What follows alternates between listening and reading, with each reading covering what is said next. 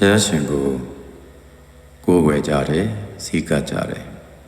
ဗုဒ္ဓံတရဏံကိစ္ဆာမိဆိုတဲ့နေရာမှာဗုဒ္ဓံဘုရားရှင်ကိုတရဏံဣတိ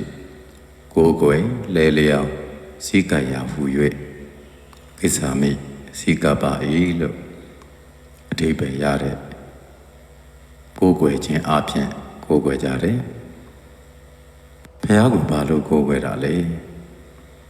မြတ်စွာဘုရားရှင်ကိုယ်တော်တိုင်ဤသီလဂုဏ်သမာဓိဂုဏ်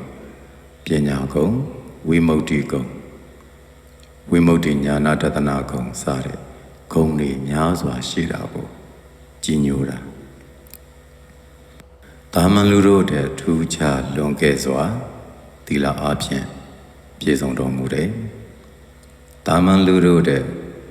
ထူးခြားကဲလွန်စွာသမာဓိဂုဏ်အားဖြင့်လည်းပြည့်စုံတယ်တည်ကြည်တော်မူတယ်လိုချင်တဲ့အချိန်မှာလိုချင်တဲ့သမာဓိကိုရတယ်ကြိုက်တဲ့အချိန်သမဘတ်ဝင်စားနေလို့ရတယ်အဲ့တော့ပညာဂုဏ်အားဖြင့်လည်းပြည့်စုံသလိုဝိမု ക്തി ဂုဏ်ဆိုတဲ့နိဝရဏတို့မှာကင်းလွတ်နေခြင်းကိလေသာတွေမှကင်းလွတ်နေခြင်းအကုသိုလ်တွေ၌မဆတ်ရှက်ခြင်းအဲ့ဒီဂုဏ်တွေနဲ့ပြည့်စုံတော့ဘာမှလူတို့ထက်ထူးခြားတဲ့အတွက်ကိုယ့်ထက်အဆင့်မြင့်ပြီးတော့မြင့်မြတ်တဲ့အတွက်လေးစားတာယူသေးတာအဲ့ဒီလိုနဲ့စီကတာဆရာသမားအစ်စ်ပဲဆိုတဲ့ယုံကြည်စိတ်နဲ့ချင်းကတာအဲဒီလိုကိလေသာတွေနိဝရဏတရားတွေကနေလွတ်မြောက်စေဖို့ရာအကြောင်းတရားတွေကိုလည်းသိတော်မူတယ်။ဒါကြောင့်ဒီလိုဆရာသမားမျိုးကိုစီကပ်ရင်အေးချမ်းစေဖို့နိနာများသိချမ်းသာစေဖို့နိနာများတောကငြိမ်းစေဖို့နိနာများရမှာဖြစ်တဲ့အတွက်ဒီဂုဏ်ကျေးဇူးတွေနဲ့ပြည့်စုံတဲ့ဆရာကိုစီကတာနောက်ဘုရားရှင်ညွှန်ပြတဲ့တရားတော်တွေအတိုင်းလိုက်နာကျင့်ကြံသူမှန်သမျှဘယ်သူပဲလိုက်နာလိုက်တဲ့အချိန်လောကီအကျိုးလောကုတ္တရာအကျိုးတစ်ခုခုရတာပဲဘုရားအဆုံးအမအတိုင်းနေထိုင်သူမှန်သမျှကောင်းကျိုးချမ်းသာနဲ့ပြည့်စုံတယ်မြတ်စွာဘုရားရဲ့အဆုံးအမကိုဖီလာဆန့်ကျင်ပြုရင်တော့ဆန့်ကျင်ဘက်အကျိုးတွေရသွားကြတာပဲဘုရားရှင်ကမဖြစ်မနေငါ့ကိုကိုးကွယ်ရမယ်လို့လေမဟောကြားခဲ့သလိုလိုရာတွေမှန်သမျှငါစီမှာတောင်းလို့ရတယ်လို့လေမဟောခဲ့ဘူးငါဘုရားရှင်ဒီတရားတွေဟောခဲ့တယ်အဲ့ဒီတရားတွေဟာငါဘုရားရှင်လွန်တဲ့အခါမှာသင်တို့အတွက်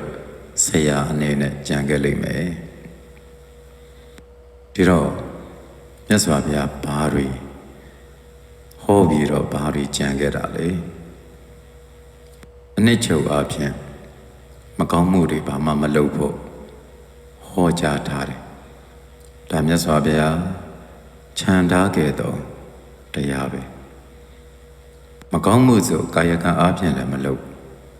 ဝစီကံအားဖြင့်လည်းမလုပ်ဘူးမနောကံအားဖြင့်လည်းမလုပ်ဘူးဒါမြတ်စွာဘုရားမကောင်းမှုမလုပ်ခိုင်းတော့ကိုယ်ကလည်းမကောင်းမှုဆိုဘာကိုမှအသေးအပွဲလေးကိုတောင်မှအလေးအနက်ထားပြီးတော့အကုသိုလ်မဖြစ်အောင်နေတော့လောကီအကျိုးလောကုတ္တရာအကျိုးကျင့်တော်သူမှာချက်ချင်းရတယ်ကောင်းကံကုသိုလ်ကံတွေကိုတော့လုံးလို့ဘုရားရှင်မှာတယ်ကုသိုလ်ဆိုတဲ့နေရာမှာသူတစ်ပါးအသက်သက်ခြင်းသူတစ်ပါးဥစ္စာကိုနီးအမျိုးမျိုးနဲ့ခိုးယူခြင်းရအောင်ယူခြင်းအဲ့ဒီအရာတွေအကုန်လုံးကာမဂုဏ်တရားမှာလွယ်မှားစွာကျင့်ခြင်းဒီကာယကံတရားတွေအဲ့ဒီကာယကံမဟုတ်တဲ့ကာယကံတွေ ဒါရီဟာအကုသိုလ်တွေအဲ့ဒါကိုမှစင်ကြယ်အောင်နေခိုင်းတာကောင်းအောင်နေဆိုတော့အယကံအားဖြင့်လည်းကောင်းအောင်နေတာအတ္တမတတ်ဘူးမကိုဘူးသူတော်ဘာစီစဉ်ကိုနေမျိုးမျိုးနဲ့ရအောင်မကြိုးစားဘူးကာမဂုဏ်ဆိုတဲ့အတိုင်းရူပယုံတတ္ထာယုံခန္ဓာယုံရတ္တယုံဘုဒ္ဓဘာယုံဆိုတာကာမဂုဏ်အာယုံတွေပဲအဲ့ဒီကာမဂုဏ်တွေမှာလွယ်မှားစွာကျင့်တာအဲ့ဒါကာမေတုမိစ္ဆာစာရကာမဂုဏ်တရားတို့မှာလွယ်မှားစွာကျင့်တာလောကစီမင်းစည်းကမ်းတွေကိုကြော်လွန်ပြီးတော့ကျင့်တယ်လောကလူသားတို့လက်ခံနိုင်သောအတိုင်းအတာကိုကြော်လွန်ဖောက်ပြန်ပြီးတော့ကျင့်တယ်ကာမေတုမိစ္ဆာစာရအရမသူတော်ဘာတာမယကျူးလွန်ခြင်းဒါလောကကလက်ခံလို့မရတော့အမှားတစ်ခုသူတော်ဘာသားပြိုသမီးပြိုမိဘအုပ်ထိန်မှုအစရှိတဲ့အုပ်ထိန်မှုအောက်ကမလွတ်တဲ့သားပြိုသမီးပြိုတို့ကိုဖျက်ဆီးခြင်းဒါတွေဟာကာမေတုမိစ္ဆာစာရကံတွေအဲဒီလိုကာယကံအားဖြင့်မဟုတ်တာတွေကိုမလုပ်ဘဲနဲ့ကာမဂုဏ်မှာတတိနဲ့ဆင်ခြင်ပြီးတော့တာလောကစီမင်းစည်းကမ်းတွေကိုဘောင်မကျော်ဘဲနဲ့သုံးဆောင်မိဝဲမယ်ဆိုရင်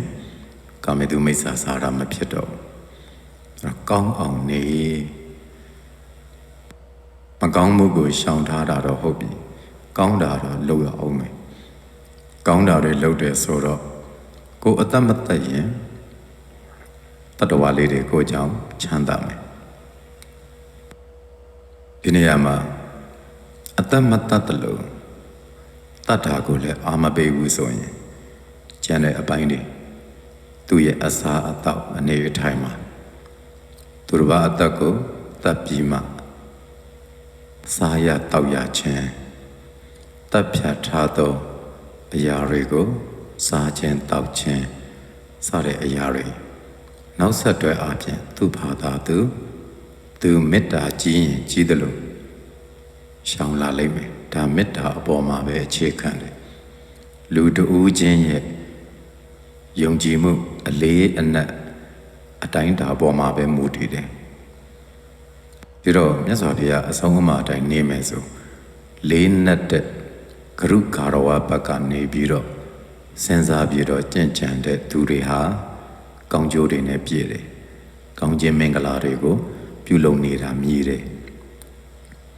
ကောင်းတဲ့အလုပ်တွေကိုလုပ်နေတာမြည်တယ်သူလုပ်တဲ့အလုပ်တွေဟာမိမိသူတစ်ပါးနှစ်ဦးသားတို့ကိုယ်ဆင်းရဲခြင်းလည်းမဖြစ်စေဘူးစိတ်ဆင်းရဲခြင်းလည်းမဖြစ်စေဘူးဒီလိုအလုပ်ဖြစ်ဖို့လိုတာအဲ့ဒါကောင်းသောအလုပ်ပဲကောင်းမှုတွေဖြစ်လာလိမ့်မယ်မိမိလည်းလောကီလောကုတ္တရာအကျိုးရှိတယ်သူတစ်ပါးလည်းလောကီလောကုတ္တရာအကျိုးရှိတယ်ဒီလိုအကျိုးရှိတဲ့အလုပ်တွေကိုလုံးမိရတာဖြစ်လာလိမ့်မယ်အဲ့တော့ဘုရားရှင်ကတရားတွေဟောတယ်ကာယကံအားဖြင့်ကောင်းတာကိုပြုဝစီကံအားဖြင့်လည်းကောင်းတာကိုပြုဝစီကံအားဖြင့်မကောင်းတာတွေကလိန်ပြောတာမကောင်းဘူးလိန်လေပြောဆိုတဲ့စကားကိုဘယ်သူမှမနဲ့တတ်ကြဘူးကိုယ်တိုင်းလည်းမနဲ့တတ်ဘူးသူတစ်ပါးလည်းမနဲ့တတ်ဘူးလိန်တက်တဲ့သူတွေကသူတို့ကိုလိန်ရင်တော့မကြိုက်ဘူးအဲ့တော့မိမိလည်းအကျိုးမရှိသူတစ်ပါးလည်းအကျိုးမရှိသောနီးအားဖြင့်လိန်လေလှည့်ပြားနေတာတွေကိုမပြောရဘူးရှောင်ရမယ်ကိုလိန်လိုက်လို့သူတစ်ပါးစီးစိမ်ပြတ်သွားတယ်ကိုလိန်လိုက်လို့သူတစ်ပါးတို့ရဲ့ပျက်စီးခြင်းတွေဖြစ်ကုန်တယ်ဆိုရင်ဒါအပေကြတယ်ကံထိုက်သွားတာပေါ့ကမ္မပဋ္ဌာမြောက်သွားတယ်ဒါကိုမြတ်စွာဘုရားဆုံးမထားတာဂရုကာရဝဘက်ကနေအလေးအနက်လေးစားခြင်းယိုသေးခြင်းဆိုတဲ့သဘောနဲ့ ဖះကိုယိုသေးပြီးတော့ဖះဟောတဲ့တရားအတိုင်းလေးနက်စွာကျင့်လေးနက်စွာကျင့်တော့မလိမ့်နဲ့ဆိုတော့လိမ့်ရင်ဒီလိုဆိုးကျိုးတွေရှိတယ်ဆိုးကျိုးကိုကြောက်တီမကြောက်တီကအသာထားအောင်ကိုယ်လိမ့်လေမှုကြောင့်သူတစ်ပါးတွေဒုက္ခရောက်ကုန်လိမ့်မယ်ကိုယ်လိမ့်လေမှုကြောင့်မိမိသူတစ်ပါးနှစ်ဦးသားတို့ဆိုးကျိုးတွေရစေလိမ့်မယ်ဒီလိုဆင်ခြင်ပြီးတော့မလိမ့်တော့အဲ့တော့နှုတ်ဝစီအဖြစ်ကောင်းတာကိုကျင့်မကောင်းတာကိုရှောင်ဂုံးတိုက်တယ်ဆိုတဲ့စကားကလည်းကိုယ်အကျိုးစီးပွားဖတ်လာပြီဆိုရင်သူတစ်ပါးအကျိုးစီးပွားကိုပျက်စီးခြင်းစိတ်ဖြစ်လာကြတယ်ကိုယ်ပဲဖြစ်ခြင်းတယ်သူတစ်ပါးကိုမဖြစ်စေခြင်းဘူးသို့မဟုတ်ကိုယ်ကမဖြစ်ဘူးသူတစ်ပါးဖြစ်နေတယ်ကိုယ်ကမအောင်မြင်ဘူးသူတစ်ပါးကအောင်မြင်နေတယ်ဆိုရင်အောင်မြင်နေတဲ့သူကိုအားကြဝမ်းသာရမယ်အစားပျက်စီးသွားစေခြင်းတယ်အဲ့ဒီမှာဂုံးတိုက်တယ်ဆိုတာဖြစ်လာဂုံးတိုက်တာကလူနှစ်ဦးကိုကွဲသွားစေခြင်းလို့ဂုံးတိုက်တာကိုယ်ဂုံးတိုက်စကားကြောင့်လူနှစ်ဦးကသဘောထားကွဲလဲသွားတယ်နားလည်မှုတွေလွဲသွားကြပြီကွဲပြားသွားကြပြီရန်သူဖြစ်သွားကြပြီဆိုရင်ဂုံးတိုက်စကားပြောတဲ့သူအပေကြတယ်အဲ့တော့အပေကြတာမကြတာကိုမစိုးရင်ဘူးဆိုရင်ထားလိုက်အောင်လောလောဆယ်ကိုယ်နဲ့ကိုယ်ချင်းစာမယ်ဆိုရင်ကိုယ်ဒီလေကိုယ်အကျိုးကိုဆောင်နေတဲ့သူတွေနဲ့လက်တွဲမဖြုတ်ခြင်းဘူးလက်တွဲဖြုတ်လိုက်ရခြင်းဟာဆုံးရှုံးခြင်းအကြီးကြီးတစ်ခုပဲကိုလိုပဲသူတစ်ပါးတွေလည်းဒီအတိုင်းပဲခံစားတယ်သူတို့ရဲ့အကျိုးတူလောက်ကင်ပေါင်းသင်းနေကြတဲ့သူတွေကိုကိုယ်သွားအောင်တိုက်ရိုက်တော်၎င်းတော်ဝိုက်တော်နေအားဖြင့်တော်၎င်းကြံစည်ကြမယ်ပြောဆိုကြမယ်ပြုမှုကြမယ်ဆိုရင်အဲ့ဒီလူနှစ်ယောက်ကွဲသွားပြီးအကျိုးပြတ်သွားကြပြီဆိုရင်မကောင်းတော့အလုပ်မလုပ်ပါနဲ့ကိုယ်နဲ့ကိုယ်ချင်းစားပါကိုယ်ထမင်းကိုလိပ်ပြတန်တန်စားပါကိုယ်ထမင်းကိုအဲ့ဒီလိုငရဲနဲ့ရှင်ပြီးတော့မစားပါနဲ့ထမင်းကိုအစိတ်တောက်အနေမျိုးဖြစ်အောင်မစားပါနဲ့ကိုယ်ထမင်းကိုကိုယ်ခွန်အားနဲ့တရားနိလန်းကြကြရရှိလာတော့လတ်လာပါကိုသာခုံမင်းပါတရားနိလန်းကြကြရှာဖွေရရှိတဲ့ထမင်းကိုသာလိပ်ပြတန်တန်စားပါသူတစ်ပါးတွေကိုဂုံးတိုက်ပြီးမှရလာတဲ့ထမင်းကိုမခုံမင်းပါနဲ့အစိတ်တွေသာဖြစ်ပါတယ်အဲ့တော့ဘုရားအဲ့လိုဆုံးမထားတယ်မကောင်းတာကိုရှောင်ဘာကြောင့်ရှောင်ရတာလဲမိမိသူတစ်ပါးအကျိုးရုပ်လို့ပြီးအပေဘေးဆိုတာမလွယ်မသွေရှိနေလို့ဂုံးတိုက်တဲ့စကားမပြောနဲ့ဒါကိုရှောင်လိုက်ပြီးတော့မကောင်းတာကိုရှောင်လိုက်ပြီးကောင်းတာကိုလုပ်မယ်ဆိုတော့ကွဲပြားနေတာတွေကိုညင်ညွတ်စေမဲ့စကားတွေကိုသာပြောသူတစ်ပါးတွေအထင်လွဲသွားစေမဲ့စကားမျိုးတွေကိုရှောင်အထင်လွဲမှုပြေပြောက်သွားစေအောင်နားဝင်အောင်ဖြောင်းဖြတဲ့စကားမျိုးတွေပြောတတ်အောင်ကျင့်နည်းနည်းလေးမှစိတ်ဝမ်းကွဲသွားစေမဲ့အရာမျိုးကိုရှောင်အချင်းချင်းပြန်လဲညီညွတ်ပြီးတော့ချစ်ချင်းတရားတွေပို့ပြီးတော့တိုးပွားလာတာသစ္စာတရားတွေပို့ပြီးတော့ခိုင်မာလာစေတာယုံကြည်မှုတွေပို့ပြီးတော့ခိုင်မာလာစေတာဆိုတဲ့စကားမျိုးပဲပြောရမယ်အဲ့ဒီတော့ဒါကောင်းမှုကိုဆောင်တာနောက်ဆဲဆိုခြင်းကြမ်းကြမ်းတမ်းတမ်းပြောဆိုခြင်းကိုယ်တိုင်ကကြမ်းကြမ်းတမ်းတမ်းပြောတဲ့အခါကိုယ်နှလုံးခုန်မှုတွေကအစမြန်တယ်ကြမ်းကြမ်းတမ်းတမ်းစကားတစ်လုံးထွက်ဖို့အတွက် စိတ်ကအရင်တိဆောက်တာစိတ်ကြမ်းမှနှုတ်ကြမ်းထွက်သွားတာအဲ့စိတ်ကနူးညံ့သိမ်မွေ့နေလို့ရှင်ကြမ်းတန်စကလုံးထွက်မလာဘူးဒီနေရာမှာစဉ်းစားရမှာကအဲ့ဒီကြမ်းတန်စကလုံးကိုကြိုက်သလားကိုသူများကအမနာပ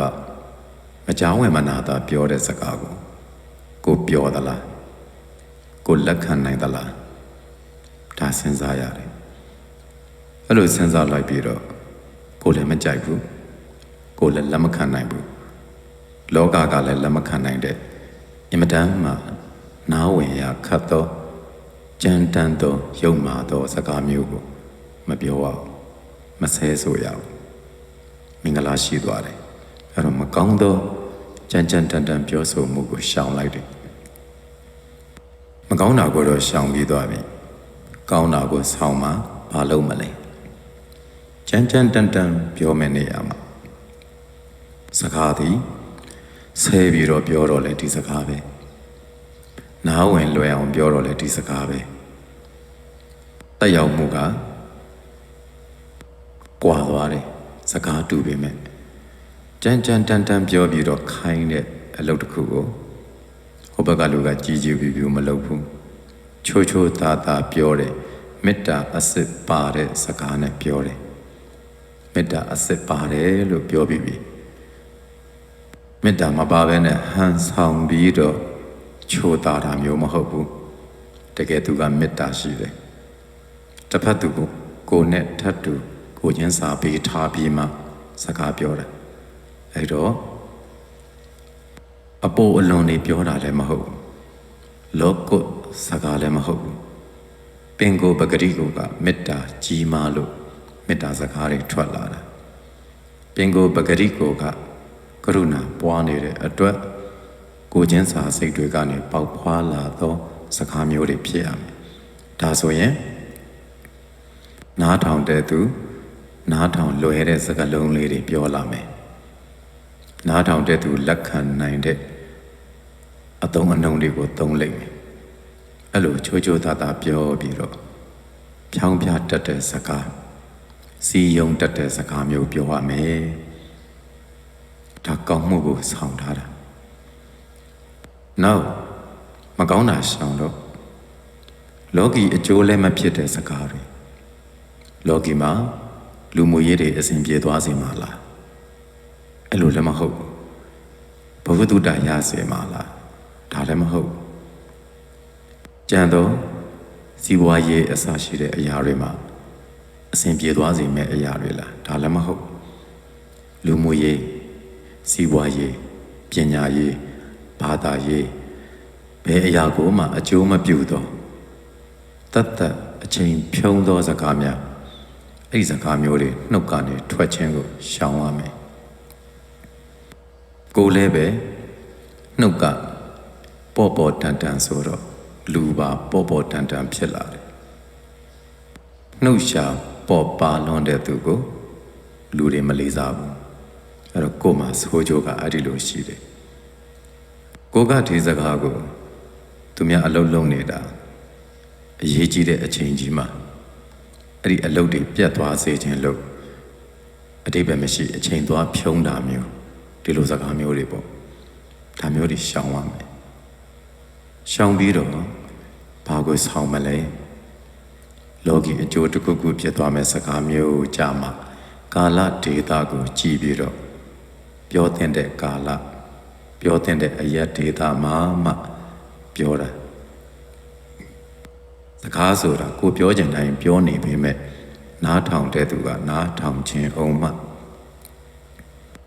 နားထောင်ပေးဖို့အချိန်လည်းရှိအောင်မှပြောတာအကောင်းဆုံးအာမန်မသိနားထောင်ခြင်းနားမထောင်ခြင်းမသိအလကားကောင်းတဲ့စကားပဲဆိုပြီးတော့သွားပြောနေလို့မရဘူးတရားတော်မှာနေရာတိုင်းအချိန်တိုင်း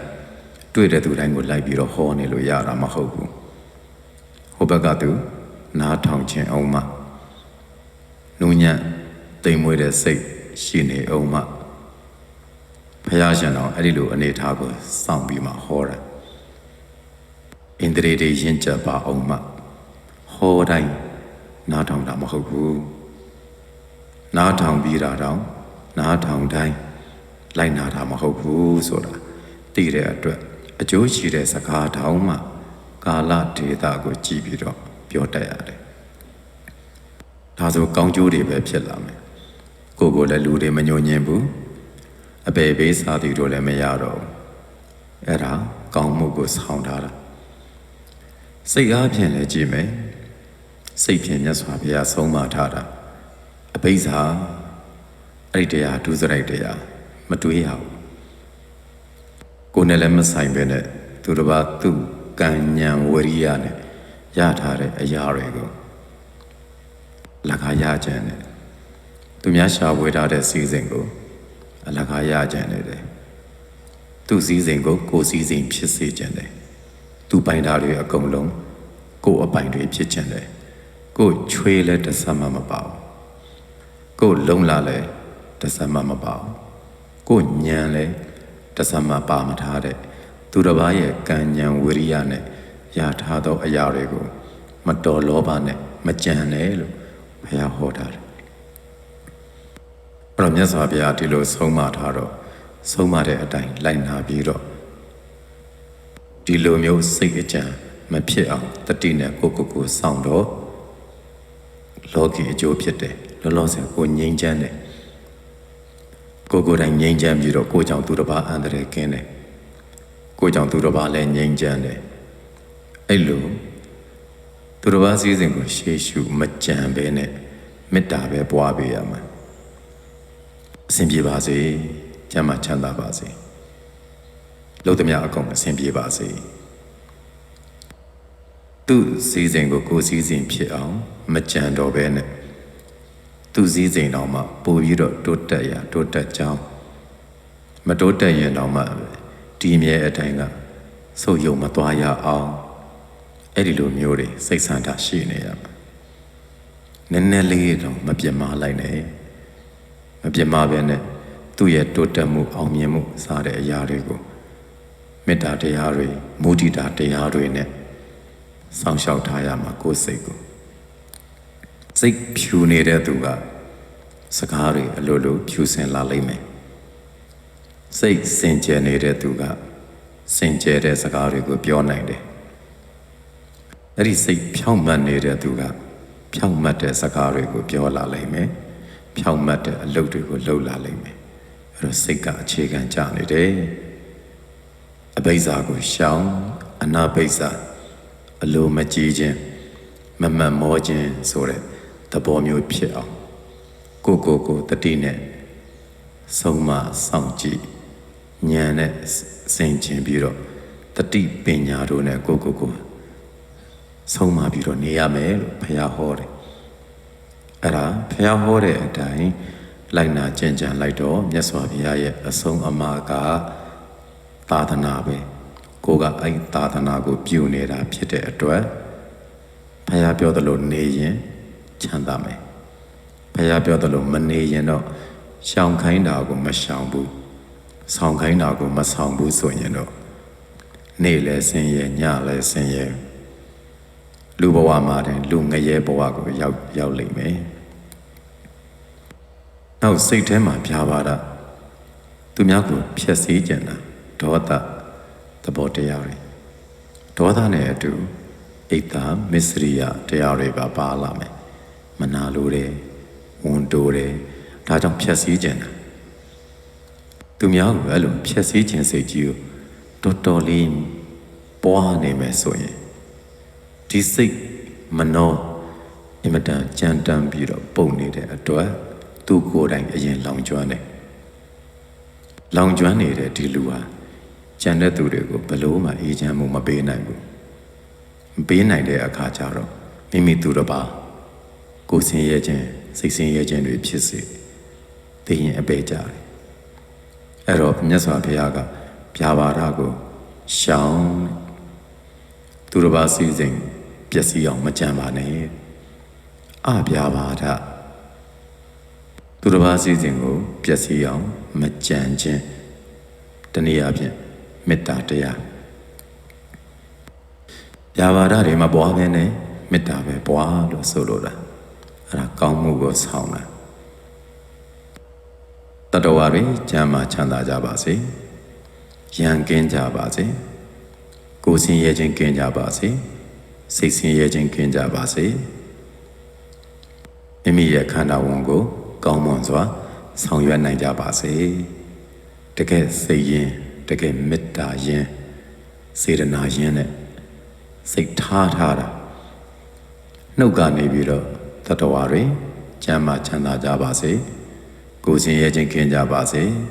စိတ်ဆင်းရဲခြင်းကင်းကြပါစေမိမိခန္ဓာဝန်ကိုလွယ်ကူစွာဆောင်ရွက်နိုင်ပါစေနှုတ်ပြောပြီးတော့စေတနာမပါလို့လည်းမရနှုတ်ကလွယ်လွယ်ပြောပြီးတော့အတွင်းစေတနာကတစ်မျိုးစန့်ကျင်ဘက်ဖြစ်နေလို့လေဒါမေတ္တာမဟုတ်ဘူးအဲ့တော့ကိုယ်တိုင်လည်းဘေးဒုက္ခမရောက်ခြင်းဘူးသူတစ်ပါးကိုလည်းကိုယ်လိုပဲကိုချင်းစားပြီးတော့ဘေးဒုက္ခမရောက်ပါစေနဲ့ဆိုတဲ့မေတ္တာမျိုးအဲ့တော့ကျမ်းမာချမ်းသာကြပါစေဘေးရန်တဲ့ကင်းကျင်ကြပါစေကိုယ်ဆင်းရဲခြင်းလည်းကင်းကြပါစေစိတ်ဆင်းရဲခြင်းလည်းကင်းကြပါစေမိမိခန္ဓာဝန်ကိုလွယ်ကူစွာဆောင်ရွက်နိုင်ပါစေဆိုတော့အလိုလိုဖြူလာအလိုလိုအေးလာမေတ္တာသမားကအရင်အေးလာအဲ့ဒီစိတ်ကလေးပဲထားတော့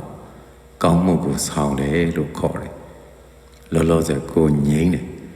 ကိုငြိမ့်နေတဲ့အတွက်ကြောင့်ကိုဘေနာကလူတွေလည်းငြိမ့်ချမ်းတယ်မိမိသူတစ်ပါးငြိမ့်ချမ်းတယ်အဲ့လိုလူမျိုးတွေသေလွန်ရင်နတ်ပြည်ဗြဟ္မာပြည်ရောက်တယ်မေတ္တာစိတ်နဲ့မေတ္တာဇံနဲ့ဆိုဗြဟ္မာပြည်ရောက်တယ်အဲ့ဒီလိုအခြေခံလောကီအကျိုးကိုရပြီးတော့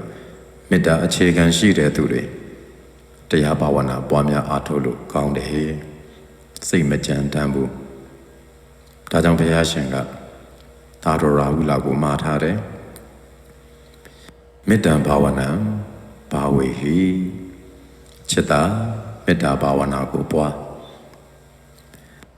မေတ္တံဘာဝနာဘာဝရတောယောဗျာပါတောသောပဟိယတိ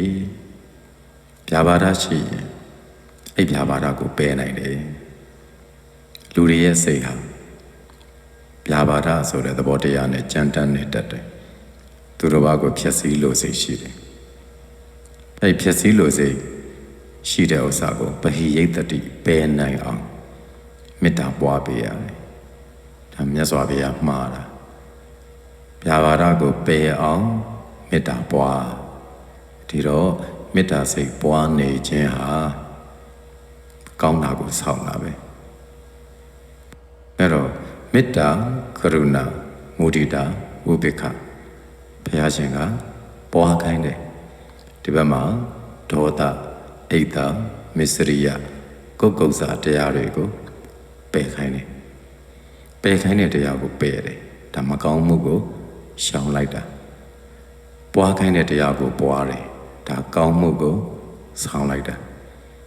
ဗျာပါဒပွားမဲ့နေရာမှာမေတ္တာပွားတယ်ပြီးရင်ကရုဏာတရားပွားပြီးတော့တဏှာညာတာစိတ်အမြဲကင်းအောင်ကြိုးစားထားတယ်နှုတ်ကနေပြီးတော့တတ္တဝါတွေဘေးရန်ကင်းကြပါစေကျမ်းမာကြပါစေချမ်းသာကြပါစေ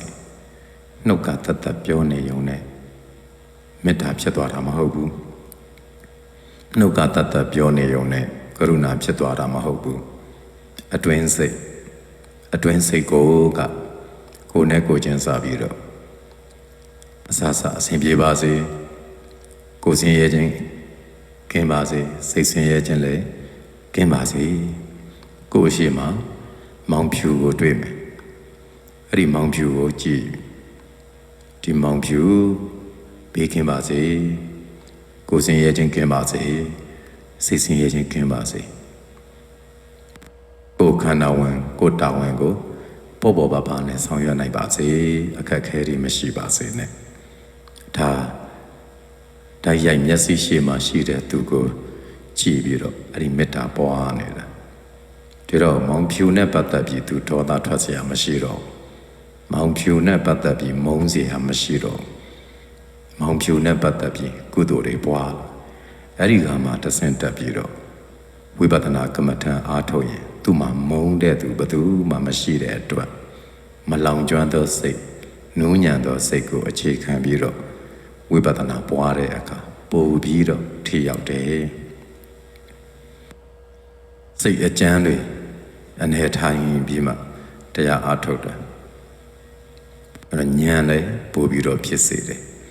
ဘုရားပြောတဲ့အတိုင်းကျင့်ကောင်းမှုကိုဆောင်ရင်အကျိုးများတယ်ဒါတော့မကောင်းမှုကိုရှောင်တယ်ကောင်းမှုကိုဆောင်တယ်ဒါမြတ်စွာဘုရားအဆုံးအမနောက်စိတ်မှာပုဂ္ဂိုလ်ဆွဲတတ္တဝါဆွဲတတ္တတာဒိဋ္ဌိဆိုတဲ့တတ္တဝါတွေကမြဲတယ်ဆိုတဲ့အဓိပ္ပာယ်အတ္တဝိညာဉ်ဆိုတာမြဲတယ်ဆိုတဲ့အယူအဆမျိုးဥစ္စေတဒိဋ္ဌိကြတော့ဒီဘဝပြီးရင်နောက်ဘာမှဖြစ်เสียမလိုဘူးသိရင်ပြီးတာပဲသိပြီးဘာမှဖြစ်เสียမလိုဘူးမရှိဘူးဆိုပြီးတော့တမလွန်ဘဝဆိုတာမရှိဘူးဆိုပြီးယုံတဲ့ဥစ္စေတဒိဋ္ဌိမျိုးအဲ့ဒါတွေဟာဒီနိယတမိစ္ဆာဒိဋ္ဌိတွေနဲ့ဆိုရင်အပေကြတတ်တယ်အဲ့ဒါကြောင့်မြတ်စွာဘုရားကအဲ့ဒီအယူတွေကိုရှောင်ခိုင်းတယ်ကံကံရဲ့အကျိုးကိုယုံကြည်ခြင်းကမ္မတက္ကတာတမ္မာဒိဋ္ဌိတတ္တဝါတိုင်းသည်ကံသာလျင်ကိုယ်ပိုင်ဥစ္စာရှိသည်ကိုပြုတဲ့ကံအတိုင်းဖြစ်ကုန်ကြမယ်အဲ့တော့ဒီဘဝမှာတချို့ကကောင်းမှုကံလုပ်ပေမဲ့ကံမကောင်းရှာဘူးသူတစ်ပါးနှိမ့်ဆက်တာတွေခံရတယ်သူတစ်ပါးအနိုင်ကျင့်တာတွေခံရတယ်ဆိုတာဒေါကသည်လောဘသာဒေါသသာမောဟသာမာနသာဒိဋ္ဌိသာတွေပဲရှိတဲ့အတွက်ဒီလောကထဲမှာနေရင်ဒီကိလေသာလောကထဲမှာနေရင်ကိလေသာလွှမ်းမိုးခြင်းခံရတဲ့သူတွေကတော့ကိုယ်မှမဟုတ်ဘူးလူတိုင်းပေါ်မှာအဲ့တိုင်းပြုမှုနေတာအဲ့တော့ကိုကကောင်းတာလုပ်တော့ကောင်းတာဖြစ်တယ်ဆိုတာတီးခံတဲ့အရာတွေကိုတီးခံလိုက်ရင်ပထမကိုငြိမ်းချမ်းတာပေါ့ရန်ငြိမ်းတယ်ညံ့လို့မဟုတ်ဘူးမြတ်စွာဘုရားရဲ့စကားကိုနားထောင်တာမေတ္တာပေါ်တဲ့နေရာမှာမေတ္တာပေါ်တော့ကိုယ်တိုင်အရင်ငြိမ်းချမ်းတယ်မေတ္တာစိတ်ထားပြီးတော့သူ့ဘောမှာကိုယ်ဘောမှာကောင်းပေမဲ့လို့လေရံပြန်မပြုတ်တာဒါကိုညံ့တာမဟုတ်ဘူးမြတ်စွာဘုရားအဆုံးအမအတိုင်းပြုနိုင်ခဲ့တော့ပြုဖို့ရာခက်ခဲတော့စိတ်နေစိတ်ထားကိုရအောင်ယူလိုက်တာသူကကိုယ့်ကိုဒေါသထွက်အောင်လုပ်ရင်ဒေါသလွယ်လွယ်ပြန်ထွက်တတ်တာကတာမန်လူတိုင်းလုပ်နိုင်တဲ့အလုပ်လူတိုင်းမလုပ်နိုင်တဲ့အလုပ်ကဒေါသထွက်ရမယ့်နေရာမှာဒေါသမထွက်ပဲမေတ္တာကရုဏာမုဒိတာဥပေက္ခတာကိန်းအောင်နေတာကခက်တဲ့အလုပ်အဲ့ဒီလိုခက်ခဲတဲ့အလုပ်ကိုလုပ်တာလို့ခံယူထားဒီတော့မြတ်စွာဘုရားပွားများခိုင်းတဲ့ကရုဏာတရားမေတ္တာကရုဏာမုဒိတာဥပေက္ခအဲ့ဒီတရားတွေကိုပွားရင်ကြမ်းတမ်းတဲ့ဗျာပါဒဝိဟိန္တာသူတို့ဘာချမ်းသာမှုကြောင့်ကိုယ်မှာဖြစ်တဲ့မမွေ့မလျော်ခြင်းအာရတိတို့နောက်သူတစ်ပါးကိုယ်ကိုတိုက်ခိုက်လို့ကိုယ်ပြန်ဖြစ်မဲ့ပဋိက္ခဆိုတဲ့ဒေါသတို့ဒါတွေကိုပယ်နိုင်တယ်အဲ့ဒီအယုတ်စိတ်နေသဘောထားတွေကိုပယ်နိုင်ဖို့အကောင်းသဘောတရားဖြစ်တဲ့မေတ္တာကိုပွားပြီးတော့နေရမယ်ကရုဏာပွားပြီးတော့နေရမယ်သူများအောင်မြင်မှုကိုဝမ်းသာပေးနိုင်တယ်ဆိုတဲ့မုဒိတာပွားကိုပွားပေးရမယ်ဝမ်းမသာပေးနိုင်ရင်မနာလို့ဣဒ္ဓမစ္စရိယနေရာယူနေတာဒီမနာလိုစိတ်ကိုရှိကုန်မရှိအောင်ကြိုးစားရမှာမကောင်းမှုဖြစ်တဲ့အတွက်ကြောင့်ရှောင်ရမှာဟိုဘက်ကမုဒိတာဆိုတာကောင်းသောတရားဖြစ်တဲ့အတွက်ကြောင့်ဘုရားရှင်ပွားခိုင်းသောတရားဘုရားရှင်ဆုံးမသောအဆုံးအမမြတ်စွာဘုရားကိုလေးစားတယ်မြတ်စွာဘုရားကိုကြီးညိုတယ်ဆိုတဲ့သူဘုရားရှင်ရဲ့သီလသမာဓိပညာဝိမု ക്തി ကုံဝိမု ക്തി ညာနာတသနာကုံတွေကိုကြ ကြီးညိုတဲ့လေးစားတဲ့ဆိုရင်ဖះပြောတဲ့အတိုင်းလိုက်နေမှာပဲဒါကြောင့်အကျမ်းစိတ်ကတာမန်သူတို့လွယ်လွယ်လှုပ်လို့ရသောသဘောဒီဘက်ကအနုစိတ်ကလှုပ်ဖို့ခက်တဲ့သဘောဝမ်းသာပေးတယ်ဆိုတဲ့သဘောခတ်တဲ့အလုပ်ကိုအောင်မြင်အောင်လုပ်လိုက်ရတယ်ဒါဖះရဲ့စကားကိုနားထောင်တာနားထောင်လို့အေးချမ်းသွားတာကိုတွေ့တော့ဩတရားတော်ကိုကြီးညိုပါတယ်လို့အဲ့ဒီမှာတရားကိုးကွယ်စည်းကမ်းမှုဖြစ်တာကိုယ်တိုင်မေတ္တာအပြည့်ဖြစ်နေအောင်ထားကြည့်တယ်မေတ္တာအမြဲကိန်းနေတဲ့သူကကိုမှမကြမ်းတမ်းတာကိုကိုသိနေတယ်ဘေးကင်းပါစေမောင်ဖြူဘေးကင်းပါစေမောင်ဖြူကိုဆင်းရဲခြင်းကင်းပါစေမောင်ဖြူစိတ်ဆင်းရဲခြင်းကင်းပါစေမောင်ဖြူမိမိခန္ဓာဝန်ကိုလွယ်ကူစွာဆောင်ရွက်နိုင်ပါစေလေလို့အေးချမ်းတာမှဒီမေတ္တာထားတဲ့သူအေးချမ်းတာဘာနဲ့မှမတူအဲ့ဒါသူကျင့်သောမေတ္တာတရားကသူ့ကိုပြန်ပြီးအကျိုးပြုတာအဲ့ဒီမေတ္တာကသူ့ကိုဘလို့ပြန်စောင့်ရှောက်လိုက်တယ်လေဗျာပါဒမဖြစ်အောင်စောင့်ရှောက်လိုက်တယ်သူ့ရင်ထဲမှာကိန်းနေတဲ့မေတ္တာကသူ့ကိုဒေါသမဖြစ်အောင်စောင့်ရှောက်လိုက်တယ်အဲ့ဒီဒေါသတွေဗျာပါဒတွေကိုစောင့်ရှောက်လိုက်တာနဲ့တပြိုင်နက်အပေကြစေမဲ့သဘောတရားကိုလည်းတာမြစ်ပေးလိုက်တယ်စောင့်ရှောက်ပေးလိုက်တယ်တရားကျင့်တဲ့သူကိုသူ့တရားကစောင့်ရှောက်တယ်ဆိုတာဒါပဲမေတ္တာပွားတဲ့သူကိုသူ့မေတ္တာကအပယ်မကြောက်အောင်သူ့ကိုပြန်စောင့်ရှောက်တာမေတ္တာပွားတဲ့သူငရဲမကြောက်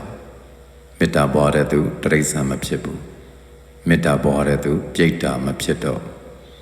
မေတ္တာပွားတဲ့သူအတူရကေပုံမရောက်တော့မေတ္တာနဲ့ပြည့်စုံနေတော့မိမိသူတစ်ပါးအကျိုးများမဲ့အလုပ်တွေကိုပဲလုပ်တော့တာအဲ့ဒါ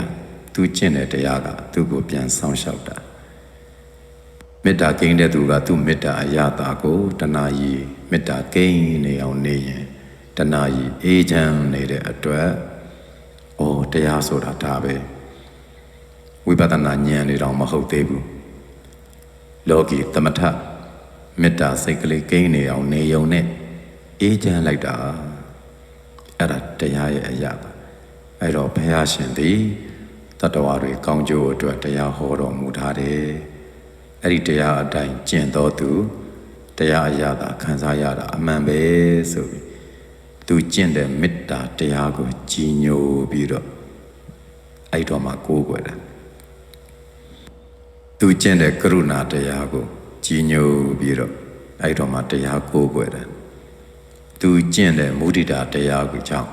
သူအေးချမ်းတာကိုကိုယ်တိုင်ခံစားရတော့အဲ့ဒီမုဒိတာဆိုတဲ့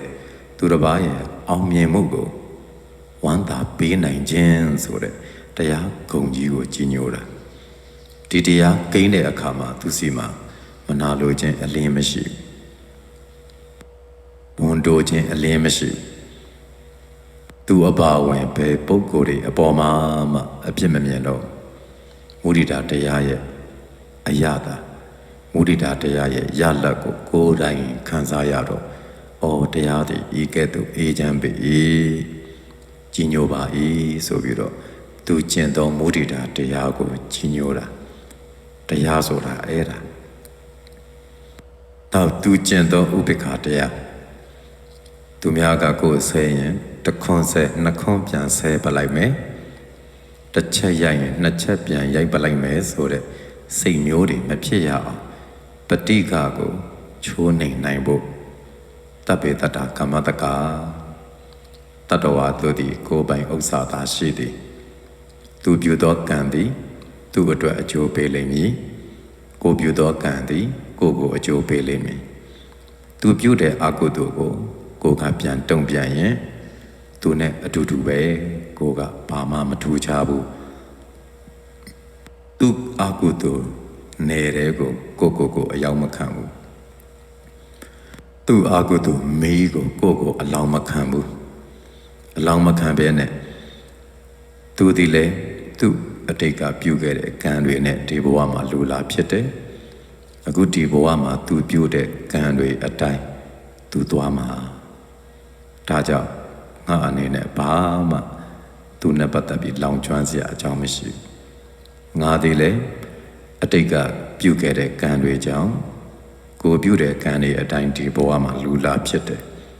အခုဒီဘဝမှာငါကိုယ်တိုင်ပြုသောကုသိုလ်အကုသိုလ်တွေအတိုင်းငါသွားရမှာဒါကြောင့်သူနဲ့ကိုနဲ့ဘာမှမဆိုင်ဘူးကိုကောင်းတာလုပ်လို့ရှင်ကောင်းကံတွေအတိုင်းသွားရလိမ့်မယ်ကောင်းတာလုပ်တယ်ဆိုတာမှအခုပြောတဲ့အတိုင်းကိုယ်စိတ်ကိုပြာပါဒကင်းစင်သောစိတ်မေတ္တာကိန်းသောစိတ်ဖြစ်အောင်ကြိုးစားတယ်အဲ့ဒါတရားကျင့်တယ်လို့ခေါ်တယ်သူများကိုမကြည့်ဘူးကိုပဲပြန်ကြည့်ပြီးဝိဟိန္တာကင်းတဲ့စိတ်ကရုဏာကိန်းတဲ့စိတ်သူများကိုနှိပ်စက်ခြင်းသောအနိုင်လိုခြင်းသောဝိဟိန္တာကင်းပြီးတော့သူတစ်ပါးပေါ်မှာတနာညာတာကိုချင်းစားတဲ့ကရုဏာကိန်းနေအောင်ကျင့်အဲ့ဒါတရားကျင့်တာကိုယ်တန်တမှာမနာလိုခြင်းဝန်တိုခြင်းတွေကင်းရှင်းပြီးတော့သူတစ်ပါးတွေဘာလုပ်ကောင်းတာလုပ်ရင်ဝမ်းသာပေးနိုင်သောမုဒိတာဂိမ်းနေအောင်ကြိုးစားတာအဲ့ဒါတရားကျင့်တာသူတစ်ပါးပေါ်မှာပြန်ပြီးတော့ရံပြုခြင်းတဲ့ပဋိကကင်းရှင်းပြီးတော့တပ္ပေတ္တာကမ္မတကတတ္တဝါတွေကကံတာလင်ကိုယ်ပိုင်ဥစ္စာရှိတယ်သူပြုတဲ့ကံကသူ့ဥစ္စာပဲသူ့ဥစ္စာထုတ်သူထမ်းပြီးသွားရမယ်ကိုပြုတဲ့ကံကကိုယ်ဥစ္စာပဲကိုယ်ဥစ္စာထုတ်ကိုထမ်းပြီးသွားရမှာမလွဲပဲလို့ကမ္မတက္ကတာတမ္မာဒိဋ္ဌိခိုင်မာရှိနေအောင်ကြိုးစားတာကြိုးစားပြီးတော့ဥပိ္ပခပြုထားနိုင်အောင်ကြိုးစားလိုက်တာအဲ့လားတရားကျင့်တာလို့ခေါ်တယ်သူကျင့်တဲ့မေတ္တာတရားသူကျင့်တဲ့ကရုဏာတရားသူကျင့်တဲ့မုဒိတာတရားသူကျင့်တဲ့ဥပိ္ပခတရားဂိမ်းနေပြီဆိုရင်သူ့နှလုံးသားဟာတိမ်မွေသောနှလုံးသားတရားဖြင့်ဆုံးမပြီးသောနှလုံးသားတရားကြောင့်ငြိမ်းအေးပြီးသောနှလုံးသားဖြစ်နေတာဟာတရားရဲ့ရလဒ်ပဲငြိမ်းအေးနေတဲ့သူတစ်ယောက်ဟာအမျက်မထွက်တော့ဘူးငြိမ်းအေးနေတဲ့သူတစ်ယောက်ဟာမနာလိုခြင်းမဖြစ်တော့ဘူးငြိမ်းအေးနေတဲ့သူတစ်ယောက်ဟာရန်လိုခြင်းမဖြစ်တော့ငြိမ်းအေးနေတဲ့သူတစ်ယောက်ဟာအညှိုးထားတယ်ဆိုတာမဖြစ်တော့ငြိမ်းအေးနေတဲ့သူတစ်ယောက်ဟာသူတစ်ပါးဖြတ်လို့ဖြတ်စီမကြံတော့ဘူးအဲ့ဒီလိုမျိုးနဲ့ဘုရားရှင်ထားခိုင်းတဲ့စိတ်နေစိတ်ထားတွေဖြစ်အောင်ကြိုးစားတာသာသနာပြုတာပဲပုဂ္ဂိုလ်ဆွဲတတ္တဝါဆွဲတွေနဲ့ဖြစ်နေတဲ့မိစ္ဆာဒိဋ္ဌိအယူတွေမရှိစေပဲအခြေခံပထမပြောခဲ့သလိုကမ္မတက္ကတာတမ္မာဒိဋ္ဌိအခြေခံပြီးတော့အကြောင်းရှိရင်အကျိုးရှိတယ်အကြောင်းချုပ်ရင်အကျိုးလည်းချုပ်လိမ့်မယ်အကျိုးမရှိတော့ဘူးယုတ်တရားနဲ့နံတရားတို့သာရှိတယ်အဲ့ဒီယုတ်တရားဟာလည်းဆင်းရဲခြင်းအမှန်တရားပဲနံတရားဟာလည်းဆင်းရဲခြင်းအမှန်တရားပဲကိုထိုင်နေမယ်ဆိုရင်အဲ့ဒီထိုင်နေတုန်းမှာရှိနေတဲ့ဓာတ်ကြီး၄ပါးအဲ့ဒါယုတ်တရားပဲအဲ့ဒီဓာတ်ကြီး၄ပါးကိုယ်ခန္ဓာမှာဆင်ခြင်ပြီးတော့ကြည့်တယ်ခံပါခြင်းသဘောတရားလေးတွေထိနေတဲ့နေရာလေးတွေမှာထိတွေ့မှုကိုခံစားပြီးတော့ဒါပထဝီအဲ့ဒီမှာအပူဓာတ်ကလေးကိုခံစားပြီးတော့ဒါတေဇောအဲ့ဒီလိုကြမ်းပြင်ကနေခေါင်းအထိခန္ဓာကိုယ်အောက်ပိုင်းကနေကောင်းအထိမတ်နေအောင်ထောက်ခံထားသောစိတ်ကြောင့်ဖြစ်သောဝါယောဓာတ်အဲ့စိတ်တဆောင်ဝါယောဓာတ်သည်ရုပ်ပဲဒါသည်ရုပ်လို့ရုပ်ကိုရုပ်လို့မြင်ပြီးပုဂ္ဂိုလ်ဆွဲတတ္တဝါဆွဲမပါအောင်ကျင့်ရတယ်ဒီထိုင်နေတဲ့အချိန်မှာထောက်ခံဝါယောသို့မဟုတ် ထိနေတဲ့နေရာတွေကပထဝီသို့မဟုတ်ထိနေတဲ့နေရာတွေကတေဇောအဲ့ဒါကိုသိနေတဲ့နန္တရားစိတ်ဒါတွေကိုသိနေတဲ့သိစိတ်သို့မဟုတ်ဒါတွေကိုရှုမှတ်နေတဲ့ရှုသိစိတ်အဲ့ဒါဝိညာဏခန္ဓာနန္တရားတတ်တတ်ပဲငါမဟုတ်ဘူးသူမဟုတ်ဘူးပုဂ္ဂိုလ်တ attva လည်းမဟုတ်ဘူးလို့အဲ့လိုဒိဋ္ဌိမရှိသောဒိဋ္ဌိကင်းစင်သောသမ္မာဒိဋ္ဌိသာရှိသောအမှန်တိုင်းမြင်တဲ့ဉာဏ်သာရှိသောစိတ်ဖြစ်အောင်ကြိုးစားရတယ်။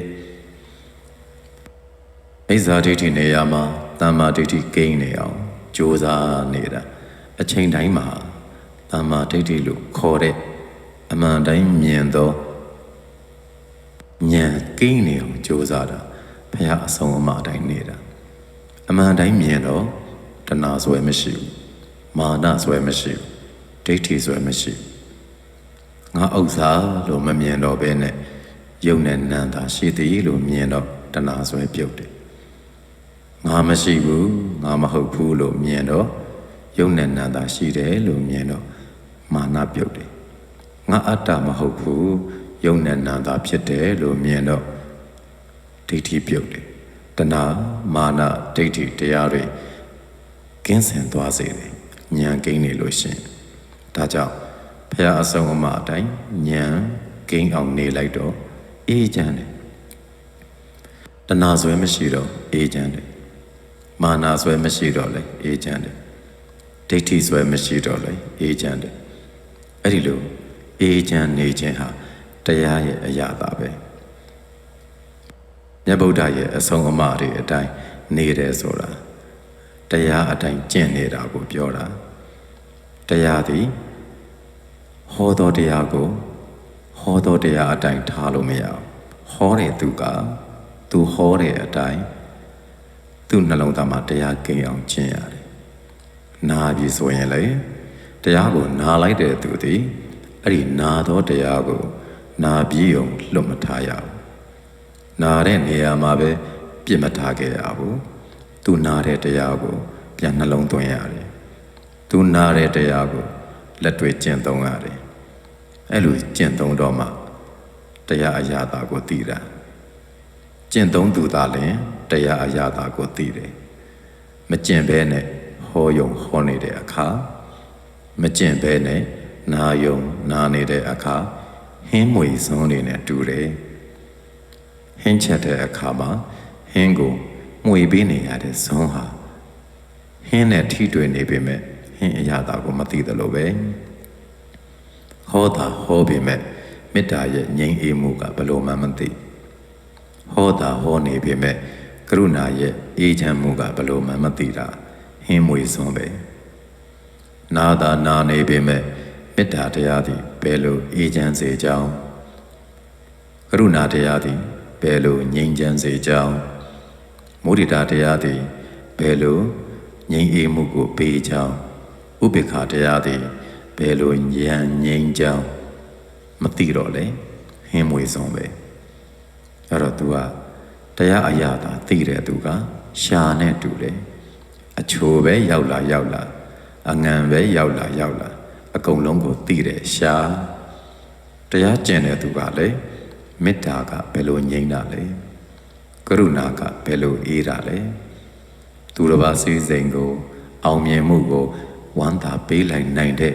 မုဒိတာဟာဘလောက်တောင်အေးချမ်းတာလဲသူတစ်ပါးကိုရံမပြူဘဲနဲ့ဥပေက္ခလေးထားပေးလိုက်နိုင်တာဟာဘလောက်တောင်အေးချမ်းတယ်လဲလို့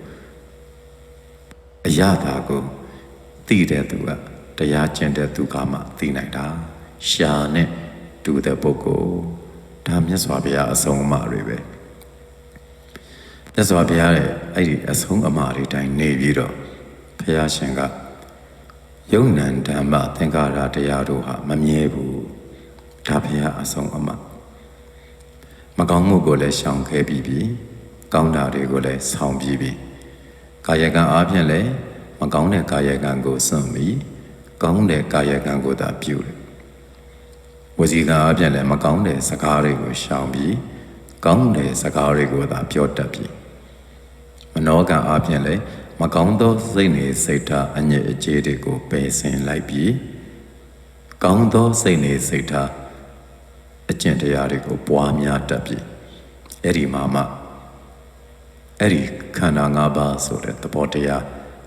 ဒီတရားပဲရှိတယ်လို့မြင်အောင်ပွားစေဖို့တမ္မာဒိဋ္ဌိကိုပွားလို့မြတ်စွာဘုရားဟောတယ်ပုဂ္ဂိုလ်တ attva မစွဲနဲ့လို့မြတ်စွာဘုရားဟောတယ်ပုဂ္ဂိုလ်တ attva မစွဲမှငြိမ်အေးမယ်ပုဂ္ဂိုလ်တ attva စွဲနေသမျှကာလပတ်လုံးတဏှာစွဲမာနစွဲဒိဋ္ဌိစွဲနဲ့လောင်လိမ့်မယ်ဒါကြောင့်အမြဲတမ်းရုပ်တစ်ခုခုကိုမြင်နေအောင်ကြိုးစားအဲ့ဒီရုပ်ရဲ့ဖြစ်ခြင်းပြတ်ခြင်းဥရိယဘယကိုမြင်အောင်အမြဲကြိုးစားဥရိယဘယဉာဏ်ဖြင့်အမြဲတမ်းနေတဲ့သူဟာငြိမ်အေးတယ်ရုပ်တစ်ခုသိလိုက်ရင်အဲ့ဒီရုပ်ဟာဖြစ်ပြီးရင်ပြတ်တယ်လို့သူသိတယ်အခုအတန်တရားဟောတဲ့အတန်ဆိုရင်တတ္ထာယုံရုပ်ပဲဒီအတန်ရုပ်ဟာဖြစ်ပြီးတော့ကုန်သွားတယ်အတန်တတန်ချင်းဟာရုပ်တစ်ခုချင်းပဲအတန်တတန်ဖြစ်ပြီးတော့ချုပ်သွားတာဟာရုပ်တစ်ခုဖြစ်ပြီးတော့ချုပ်သွားတာနောက်တဲ့အတန်တတန်ဖြစ်ပြီးတော့ချုပ်သွားတာဟာရုပ်တစ်ခုဖြစ်ပြီးတော့ချုပ်သွားတာဖြစ်ချင်းပြတ်ချင်းကိုအမြဲတမ်းမြင်နေတဲ့အခါမမြဲခြင်းကိုမြင်လိမ့်မယ်သင်္ခါရတရားတွေမမြဲဘူးအဲ့မမြဲတဲ့သင်္ခါရတရားတွေဟာဥပ္ပါဒဝေယဓမ္မေနောဖြစ်ချင်းပြတ်ချင်းသဘောရှိတယ်ဒါကိုရှုလို့မြတ်စွာဘုရားဟောတော့အဲ့ဒီဉာဏ်နဲ့နေတယ်အတန်ရုပ်တွေတင်မကကိုယ်အမူအရာရုပ်တွေမှာလည်းပဲအမူအရာတစ်ခုတိုင်းဟာရုပ်တစ်ခုစီပဲအဲ့ဒီအမူအရာတစ်ခုမှာလည်းအဆင့်ဆင့်ပိုင်းဖြတ်ကြည့်လိုက်မယ်ဆိုရင်များစွာသောရုပ်တို့ကိုမြင်လိမ့်မယ်ခြေလန်းလေးတလန်းလှမ်းလိုက်တာဒီလှမ်းလက်အမူအရာရုပ်ကာယဝိညာဉ်ရုပ်လို့ခေါ်တယ်လှမ်းတဲ့အမူအရာရုပ်ဘာကြောင့်ဖြစ်တာလဲစိတ်ကလှမ်းကျင်တယ်လို့အရင်ဖြစ်တယ်လှမ်းကျင်စိတ်ဖြစ်တဲ့အခါမှာအဲ့ဒီစိတ်ကြောင့်ဖြစ်သောစေတစာဝါယောဓာတ်လို့ခေါ်တဲ့လေတွေကခန္ဓာကိုယ်အနှံ့ပြန့်သွားတယ်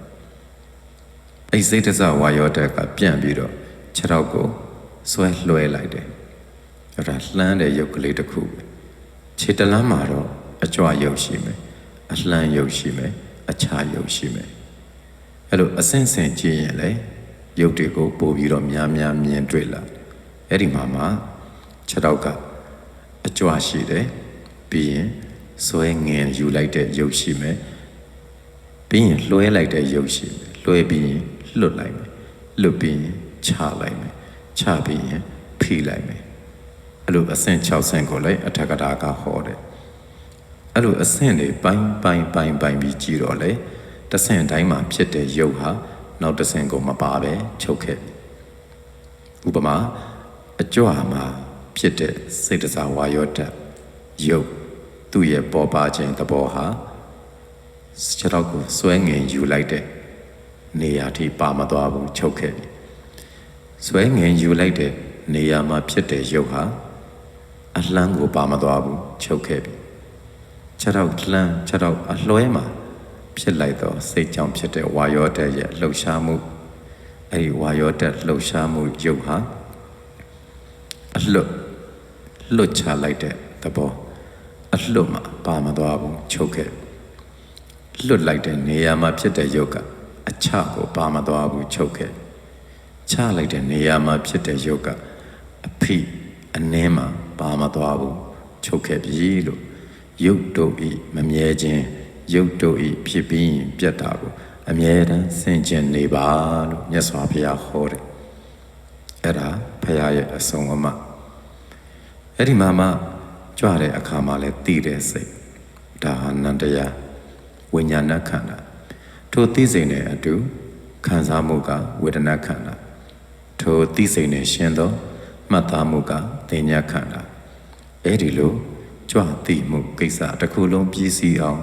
သို့မဟုတ်လှမ်းသိမှုကိစ္စတစ်ခုလုံးပြည့်စည်အောင် စေစောတဲ့စေရနာကသင်္ခါရခန္ဓာလို့နာမ်ခန္ဓာကိုပြန်သိသိပြီးတော့နာမ်ကိုမြင်အောင်ကြည့်တယ်။ဒါကြောင့်မြတ်စွာဘုရားကယုံနာမြင်အောင်လဲကြည့်ပါပြီးရင်အဲ့ဒီယုံနာတို့ရဲ့မမြဲခြင်းကိုဆင်ခြင်ပါဖြစ်ခြင်းပြခြင်းကိုမြင်အောင်ကြည့်ပါဆိုတော့အခုကြည့်တယ်အကြွမှာဖြစ်တဲ့သိစိတ်ဟာအလန်းကိုပါမသွားဘူးချုပ်ခဲ့ပြီအလန်းမှာသိတဲ့သိစိတ်က